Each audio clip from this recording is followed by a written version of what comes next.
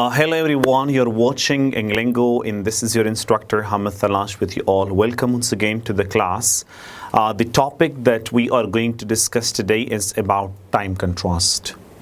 Let's know about what is time contrast and what time contrast is talking about. When we are going to talk about the past, the present, and future, we have measured 3 times.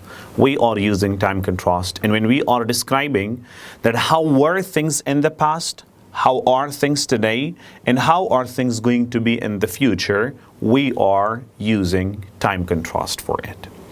You must not forget one of the most essential and important point here, that we must have time expression in the beginning, or usually we are keeping time expression in the beginning, not in the end.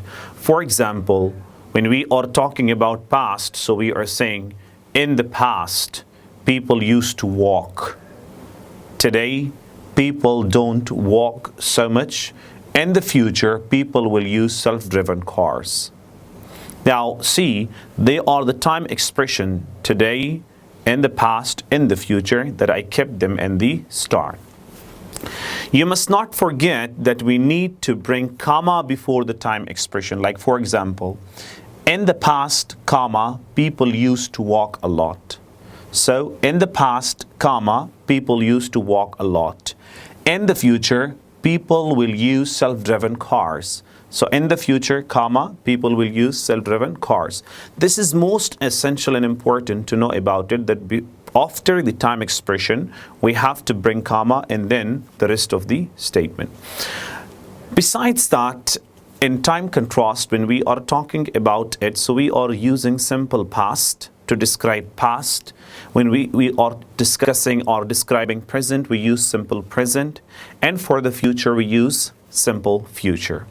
Now, for simple past, we have structure subject plus second form of the verb plus object or complement.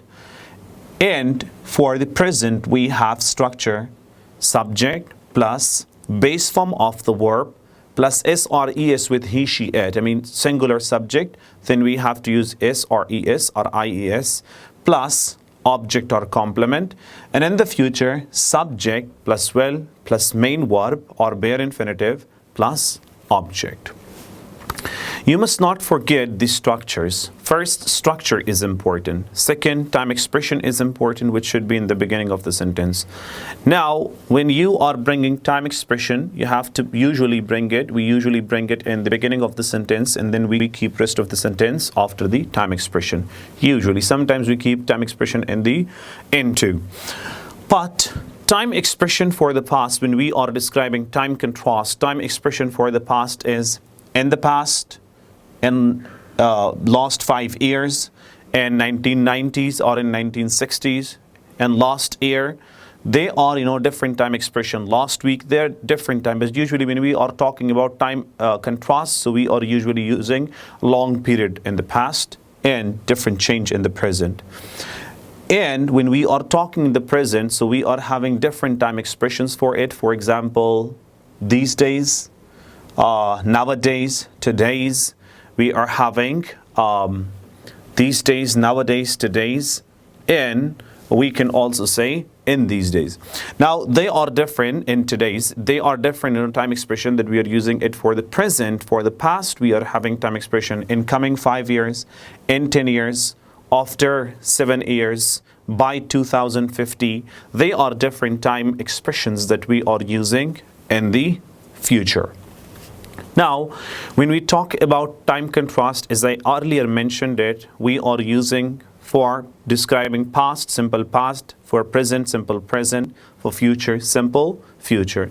Let's go with an example. For example, in the past, teachers used to write on blackboard. In the present, teachers use the whiteboard.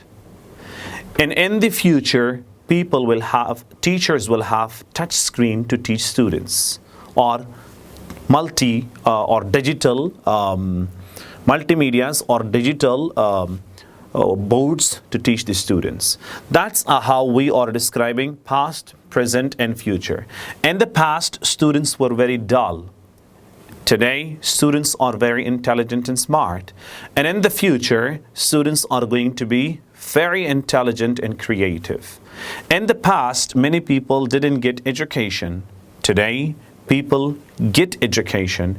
And in the future, people will go for learning different skills, and they'll be utilizing skills and making money from it. That's how we are describing time contrast, and this is one of the essential topic that you need to know about it when you talk about things. How were things in the past, how are things today, and how are things going to be in the future or will be in the future.